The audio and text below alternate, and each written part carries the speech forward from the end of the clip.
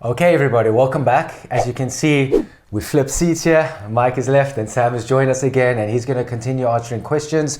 You met Sam a little bit earlier in the introduction, so no more need for that.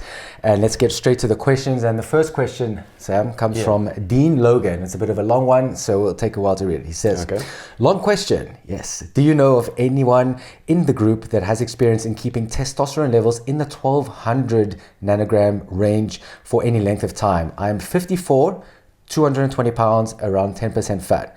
My levels, I assume he means his testosterone levels, came back at 510 and 540. I have worked out, played rugby, and been active my whole life. I lift 3 times per week and train Brazilian jiu-jitsu.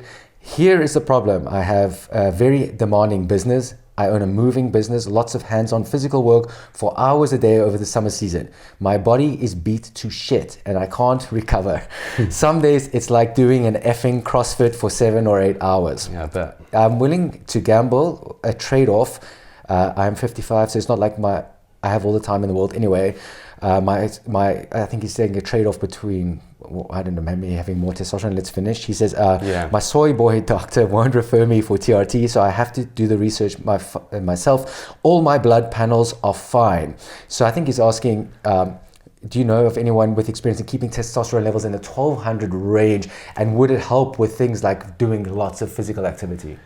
I mean, it's a tough one. It's a real personal journey, going through TRT. So, first of all, you've got to be symptomatic. It's not about numbers. No one's aiming for a certain number above a certain level or anything like that. I mean, if you're going to see one of the doctors, you've got to arrive and say, okay, well, I am symptomatic of, it could be low energy, all of, we know the symptoms, low libido, could be mental health issues, things like that. So and obviously the blood tests are a key part, supporting a bit of information, but you need to go to the doctor with that. Now, 1200, I think, is we hear that a lot from the US, and that's the nanograms per deciliter, I think it is. Is that like the ideal that you want to reach? Is that the upper end of the range? I think for a while, yeah. I mean, we have our reference range we normally see, or now it's something like 7 to 30, right? Yeah.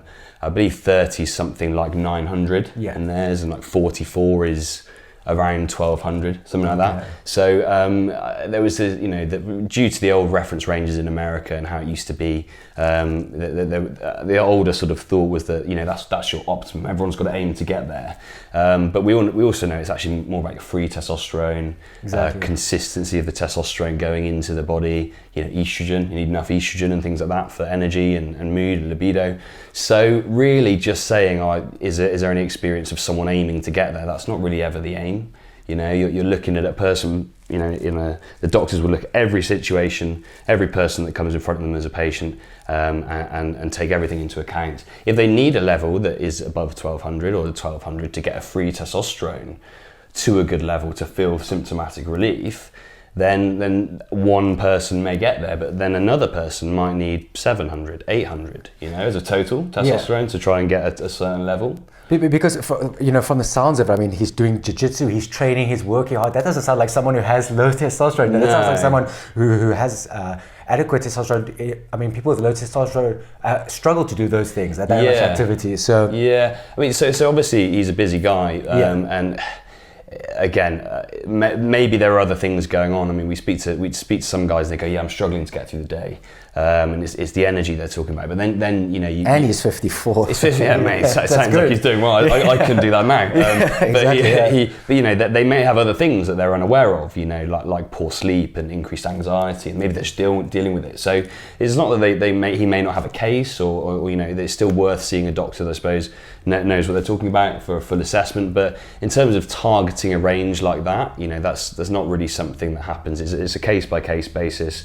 But if he's suffering, how mentally strong are people? He could be doing all of these things. Maybe he did them for a long period of time. He's always done them, and now it's very, very hard. And he's still doing it. So maybe there is, he's adapted. He's got good genes.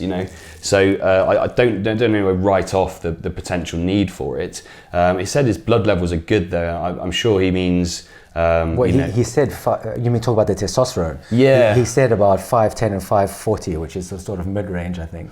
Yeah, sort of middle of the range, isn't it? But, I mean, I spoke to a guy that saw one of the doctors the other day who was mid-20s and his levels were naturally, total was above 42. And I've seen like a 62-year-old come through who actually just wanted to get some blood tests and get a baseline. He felt fine and his levels were 33 total. Yeah. So, this chap could have had double that. You don't know, but that's where you have to speak to the doctor, make a case, and actually work with them and see if there's something that could be going on. So let's say someone like this comes in and you're not sure if he's low or not, but he's, you hear a lot of these guys in the community talk about TRT optimization. Yeah. How do you guys normally handle a situation like that? Is it something that you're open to, or?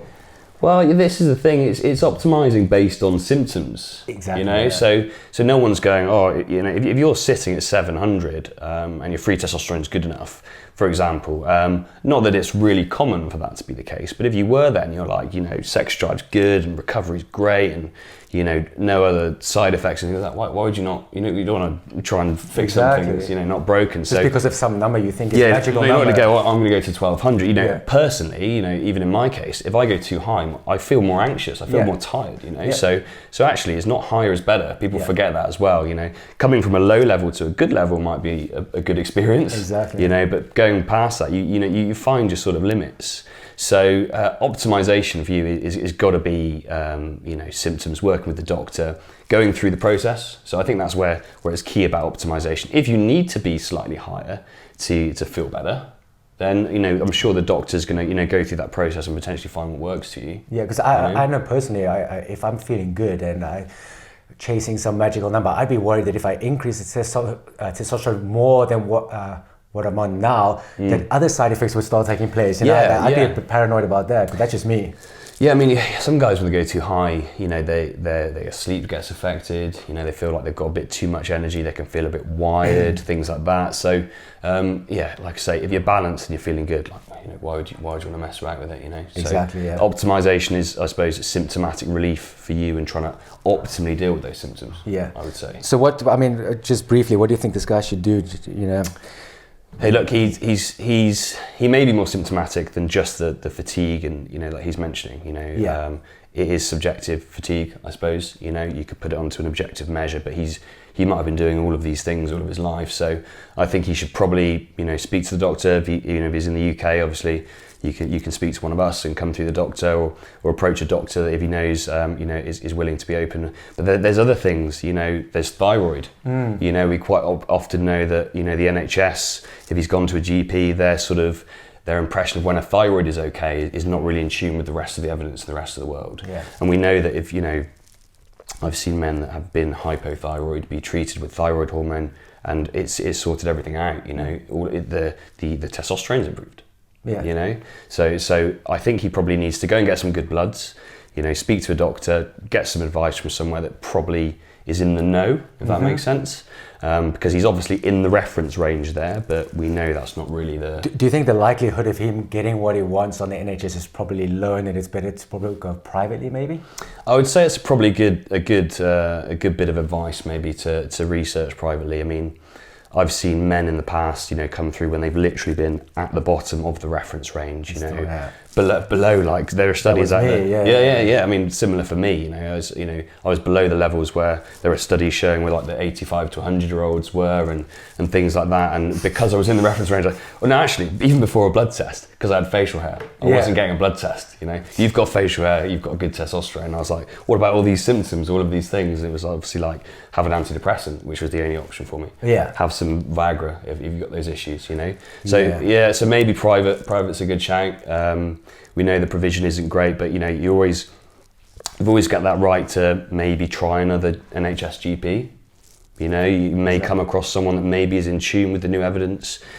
The problem is though, even if they're willing, often the NHS is still restricted in cost and the way that they do it. There was a question about libido earlier that is quite attractive for the NHS because of the types of injection every 12 weeks and things and how easy it is for them.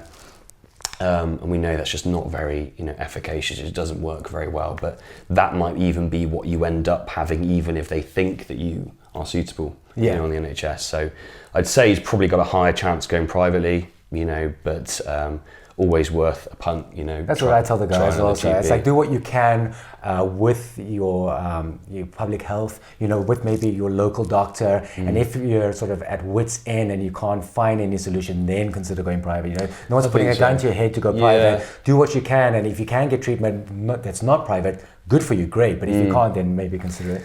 And I think, you know, the things that you discuss in your videos and things, you know, that if you're speaking to a doctor and you're asking about free testosterone and estrogen control and injection frequency, if it is injections, things like that, you can usually get a good feel if the doctor's got a hold on, you know, what needs to be done. And usually if they don't, you pick that. If you tend to have more of an insight than the doctor. Yeah. And they're not willing to change things based on the evidence that you show them, then it's probably a bit of a red flag, you know, try and find someone. But if you find someone that's willing to, you know, to learn, you know, and say, okay, well, this isn't something I know about, but, you know, you know this, that and the other, and you've got this evidence in front of me, I'm willing to work with you, and that'd be fantastic. I'm not sure, might be a bit of a unicorn to try and find from my experience, but it's still, you're within that right, you know, there's still a national health service that provides a certain amount of care, and you could definitely try that route, and then you know you've got a backup of, you know, private service. Exactly. You know. It seems kind of twisted though that in this day and age we've got to teach the doctors basically. But like it's a tough. Not all of them, but you know. No, yeah. But in their defence, you know, that they, you know, they have to learn every, you know, particularly if they train within the NHS. They call it GP for a reason, a general practitioner. And you go there after, so you have to learn every disease process, you know, in the NHS. You go to wards where you've got, you know, 20 different patients with 20 different medical histories, 3 or 4 different conditions, and they're really unwell, and you're learning all of those things, and then you branch off to become a GP. You know, even endocrinologists, a lot of them don't learn about, you know, we hear this, that TRT is not something they usually train in. You know, they'll maybe have basic guidelines that they might use, but it's not something they specialise in. They're dealing with the sickness stuff, right? You know, serious tumours, you know, diabetes, where, you know, the life-threatening stuff is, that the NHS has to provide for. So, that, you know, that it's not something they learn until they learn it. And then, let's just say you were in, you know, you're like, yeah, definitely want to do this, and real good thing that you know you wanted to start working on was TRT. You've still got the restrictions, haven't you, of what the NHS can provide? So, and it's almost a combination. Some of them become very arrogant, like, oh no, this is the way it's done, you know. But there are those who realize their hands are effectively tied, you know, by red tape, you know, the bureaucracy of the system. But I mean, we won't go into that again. No, of course. Yeah, it's I think the most frustrating thing is when you meet someone, and I'm not just talking about doctors, you know. I'm a healthcare professional by trade, and I've worked with, you know, various other healthcare professionals. And if a patient comes to you and goes, "Oh, what about this?" and if you haven't heard of it and you pretend like it doesn't exist and you dismiss it, that's the worst sort of patient care. You've got to be open to that. So I think any sort of healthcare practitioner, doesn't matter who, doctor or otherwise, if they're not willing to listen or to be, you know, the thing about being a healthcare practitioner is you're supposed to follow evidence. You're supposed to follow the most recent evidence. And you're supposed to be proved wrong. Like that must be the most exciting thing, is when you discover something new. Same with scientists, you know, you're always looking for that separate thing. So if you do get a doctor or you know, that again, it's another red flag for me. And sadly, there are a few of those healthcare professionals out there in general, you know, and not just doctors. I think counted my fair share of them too. Yeah, absolutely. Okay, well, Logan, or Dean Logan, I hope that answers your question. So thanks for the question.